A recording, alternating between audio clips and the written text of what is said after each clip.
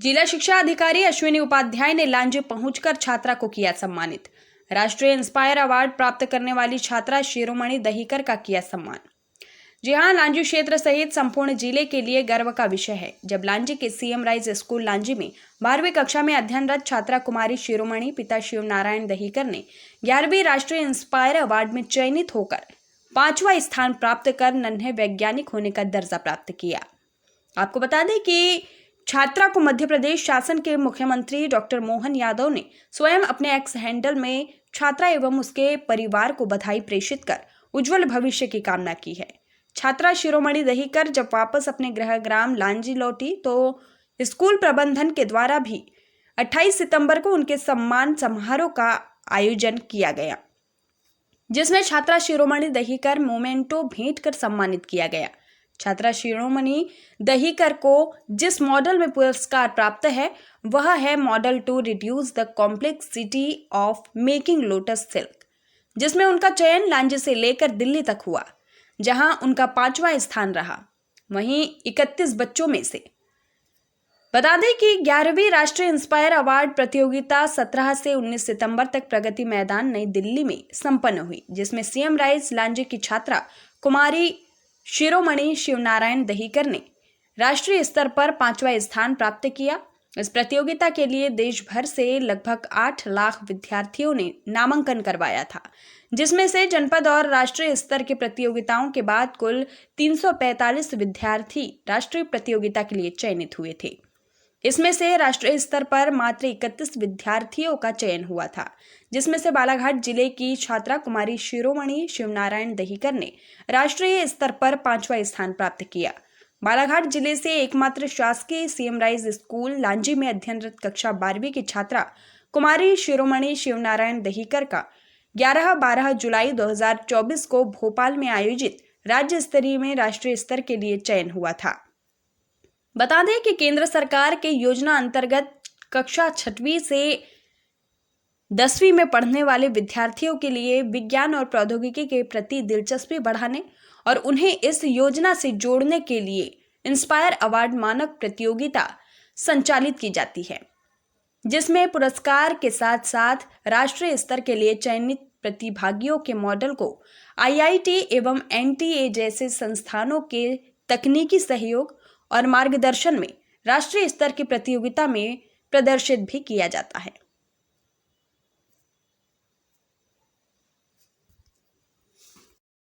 11th class की NCERT book से, जिसमें एक वर्ड था लोटस से, जो थोड़ा खटक गया था। रीज़न ये क्योंकि मेरे घर के पीछे में लोटस के बहुत सारे पेड़ होते हैं। लगता है ना कि यार अपने आजू बाजू जो चीज़ है जिसको हम इतना आम समझते थे वो इतनी स्पेशल है। बिकॉज लोटस सिल्क एक ऐसा फैब्रिक है जो कि बहुत ज़्यादा एक्सपेंसिव है। एंड उसमें जो बात मेरे को लग गई वो ये थी कि वो टोटली हैंडमेड है। बस वो हैंडमेड वर्ड को पकड़ के चला एंड उसको मैकेनिज्म में ढालने का सोच लिया। बस वही का इंस्पिरेशन, वहीं से शुरू किया सारा जर्नी स्टार्ट टू एंड। तो जो लोटस सिल्क का एक प्लांट है, लोटस का प्लांट है, वहाँ से जो रेशम का धागा निकलते हैं उसी का नाम है लोटस सिल्क। एंड उसी से कपड़े बनाए जाते हैं, जो कि वर्ल्ड मार्केट में कुछ ज़्यादा ही एक्सपेंसिव पे बेचे जाते हैं। तो उसका रीज़न सबसे बड़ा ये है ना, वो हैंड मेड है, लाइक ऑर्डी हैंडमेड, इतना सब मशीन नहीं है। तो तब अगर उसका हम लोग हैंड से मैकेनिकल स्पेस लेकर के आएंगे तो क्या होगा कि उसे प्रोडक्शन करने में हेल्प होगी। जैसे वो हाथ से बनाया जाता तो लोग उसमें इन्वॉल्व नहीं होना चाहते, लोगों को लगता है इतना झंझट है कौन करे, तो उसमें मैकेनिकल होगा क्योंकि ऑल ओवर द वर्ल्ड अभी के नहीं, उसी में बस वर्क करने का हिसाब जो कि इतना चलते हैं। रिजेक्शन मिला, वो भी फर्स्ट आए थे, मतलब ना कोई डिस्ट्रिक्ट ना कोई स्टेट, पहले ही रिजेक्ट। तब जब सब कुछ छोड़ दिया देन 10th क्लास में दोबारा ये चीज़ सामने आ गई। तो ये 10th बोर्ड भी था कि लगा अब तो 10th बोर्ड भी है, अब क्या भरना, अब तो पढ़ाई पे भी ध्यान देना है ना, परसेंट ही मैटर करता है। तो फिर तब एक और बार सोचा था कि छोड़ देते हैं, बट कोई फॉर्म भर नहीं रहा था, रखे हुए थे एक्स्ट्रा फॉर्म्स के। तो ऐसे ही बस भर के देखते वाली सिचुएशन में एक बार का एक्सपीरियंस हो गया था। एक चीज़ तो पता चल गई थी ना रिजेक्शन के बाद कि यार किस डायरेक्शन में नहीं जाना है, कहाँ से नहीं होगा। तो बस उसी चीज़ को थोड़ा सा ध्यान में रखा, थोड़ा सोचा देन 10th क्लास में दोबारा फॉर्म भरा, इस बार नो एक्सपेक्टेशंस, जस्ट भर दिया। अब देखते क्या होता है, नहीं होगा तो फेलियर तो ऑलरेडी हम लोग देख चुके हैं ना। तो फिर 10th क्लास में वो फॉर्म भरा, फॉर्म बोर्ड सेलेक्टेड 3 बच्चों ने भरा था, मैं, शिरोमणि देकर, श्रद्धा मिश्रा एंड ऐश्वर्या बजूरी, 3 बच्चों में से 2 बच्चों का वो फॉर्म सेलेक्ट हुआ था, मेरा एंड श्रद्धा मिश्रा का। फिर हम लोगों का डिस्ट्रिक्ट वाला, ये थोड़ा लॉन्ग टाइम लगा हम लोगों को, बिकॉज जो डिस्ट्रिक्ट का कंपटीशन था वो 10th में नहीं हुआ था, एकदम एंड में हुआ था, 11th की स्टार्टिंग में भी। तब हम लोगों ने जब डिस्ट्रिक्ट का दिया, जैसे कि सर ने कहा, बहुत छोटा सा मॉडल था, वो मेरा कुछ ज़्यादा था भी नहीं, बहुत नॉलेज भी नहीं था उसके बारे में, बस हाँ ये था कि मॉडल यूनिक है, उसका भी पता नहीं था, वो तो वहाँ जाके पता चला कि यूनिक सोचा है। जब वहाँ गए हम लोगों का हुआ सारा 2 डेज़ का जो भी था कार्यक्रम, वो सब होने के बाद फिर जब रिजल्ट का बारी आया तब फिर वही नो एक्सपेक्टेशन, बस खड़े हो गए, पता चला सिलेक्शन हो गया, खुश थे, घरों में सबको कॉल करके बताया कि चलो हो गया, घर वाले भी ठीक है, खुश है, कोई इशू नहीं है। वो हुआ, उसके बाद फिर सब छोड़ दिया, फिर 11th की रेस में लग गए। फिर कुछ टाइम बाद जब आया स्टेट का आया भोपाल, तो अब भोपाल का आना था, अब वैसा का वैसा तो ले जा नहीं सकते ना, रिफॉर्म्स करना ज़रूरी है, तो जस्ट 10-20 दिन पहले उस पर वर्क करना स्टार्ट किया। जब उस पर वर्क किया, बहुत सारी चीज़ें पता चली, बहुत सारे रिजेक्शन आए, तब भी ऐसा लगा कि अब नहीं हो रहा है, अब जैसा है वैसा ही लेके जाते, क्योंकि बहुत दिमाग लगाने वाली चीज़ थी। एज मैंने कहा कि एग्ज़ाम्स पे, स्कूल पे भी टाइम देना ज़रूरी था, तो फिर भी उसने वर्क किया। देन भोपाल का सेम सेंस, भोपाल में तो इससे भी अलग चीज़ हो गई थी, वहाँ तो हम लोगों का जब रिजल्ट का टाइम आया सब दिखाने के बाद में, तो एक दिन पहले तो घर में सबको बता दिया था कि नहीं होगा तो चलेगा ना, डांटेंगे तो नहीं ना, किसी को कोई तकलीफ तो नहीं होगी ना। और हाँ, वो सब जो पहले से ही हारने के लिए रेडी हो गए, मतलब होता है ना कि पापा ऑलवेज बोलते हैं कि तैयारी हमेशा जीत के लिए करना चाहिए, लेकिन हारने के लिए तैयार हो, मतलब कभी भी आपको फेलियर मिल सकता है, तो ऑलवेज रेडी फॉर इट। तो जब भोपाल में हम लोगों का अनाउंसिंग का टाइम आया, तब सब लोग अपनी यूनिफॉर्म में हैं एंड 5:30 बजे का ट्रेन था, 5 बजे का वो अनाउंसमेंट था, रिजल्ट अनाउंसमेंट। तब क्या हुआ कि हम लोगों ने सोचा 5:30 बजे की ट्रेन है, फटाफट हो जाते हैं, यूनिफॉर्म भी चेंज कर ली, सब कर लिया एंड वहाँ जाके बैठे हुए थे हम लोग। जैसे रिजल्ट अनाउंस होता है, हार गए रेलवे स्टेशन, सीधा कमलापति।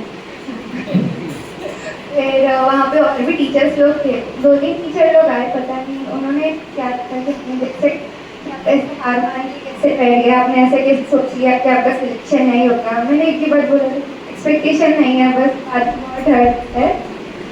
तब जब वहाँ पे जब अनाउंस हुआ, पापा थे भी नहीं वहाँ पे एंड पापा बाहर ही थे, तो जब अनाउंस हुआ पापा भी आए, हम लोग अलग ही खुशी में थे, क्योंकि तो भरोसा नहीं था हम लोग जीतने वाला।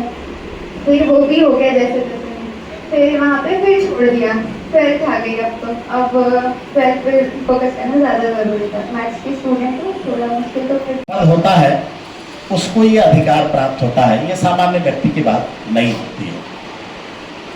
ये बच्ची लांजी के लिए ही नहीं, हमारे बालाघाट जिले के लिए ही नहीं, ये हमारे पूरे मध्य प्रदेश स्तर के लिए एक बहुत बड़ी गौरव की बात है, जिसमें कि हमारे मध्य प्रदेश शासन के माननीय मुख्यमंत्री जी ने इस बच्ची को और उनके परिवार को बधाई और शुभकामनाएं संदेश उन्होंने मीडिया के माध्यम से और परिवार को उन्हें प्रेषित किया है। आज हम सब बेटा आपको बहुत आशीर्वाद देते हैं, बहुत बधाई देते हैं। आप खूब आगे बढ़ो, खूब आगे बढ़ो और उन्नति करो। और हमारे समाज में जो बच्चे और बच्चियों या बेटे और बेटियों का जो भेदभाव हो, ये दहीकर जी को नहीं लगे कि शिरोमणि हमारे यहाँ की बिटिया थी। तो ये एक बहुत बड़ी उपलब्धि है हमारे समाज के लिए। साइंस के बच्चे यहाँ बैठे हैं। फेराडे का नाम सुने हैं? कितने बच्चे जानते हैं फेराडे? नाम सुने हैं ना फेराडे? अरे फेराडे 9th-10th वाले बच्चे भी जानते हैं। ये भी साइंटिस्ट थे। जरा बता देना मैडम से, 2 मिनट बात करता हूँ, विधायक मैडम है।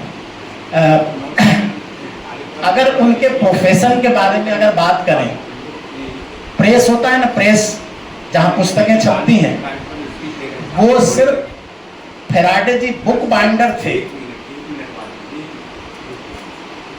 अन्य पुस्तकें आती थी, कटी फटी पुराने पुस्तकें आती थी, तो उसका वो बाइंडिंग करते थे।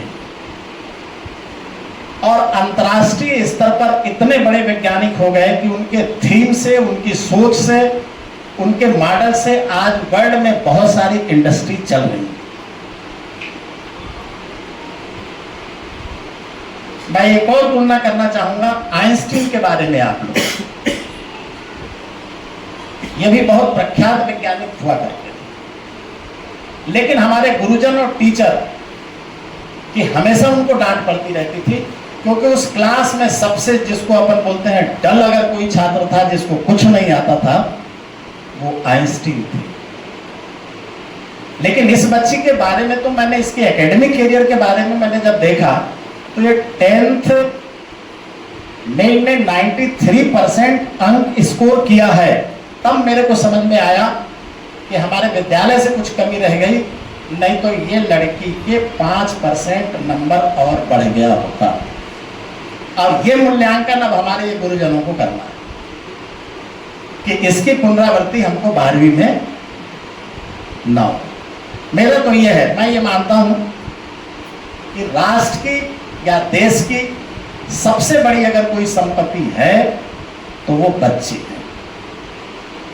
हमारे राष्ट्र की संपदा